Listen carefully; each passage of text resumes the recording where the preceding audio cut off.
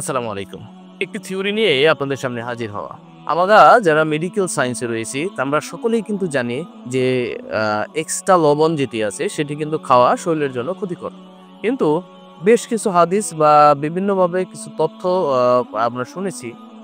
আমি ডিরেক্টলি দেখিনি, এইগুলো শোনা যে আ নবী করিম সাল্লাল্লাহু আলাইহি সাল্লাম বলেছেন যে আ খাবারের আগে বা খাবারের পরে লবণ খেতে, এতে করে ৭০ টা রোগ থেকে তুমি মুক্তি পাবে। আবার অনেক জায়গায় শুনেছি যে এটি ৩৬০ টি রোগ থেকে মুক্তি দেয়। কিন্তু আ মূলত আ সহিহ বুখারীতে এটি কিন্তু উল্লেখ করা রয়েছে যে লবণ নিয়ে একটি চ্যাপ্টার রয়েছে। সেখানে উল্লেখ করা আছে যে এই যে হাদিসগুলো রয়েছে সেগুলো জাল হাদিস বা ভুল হাদিস।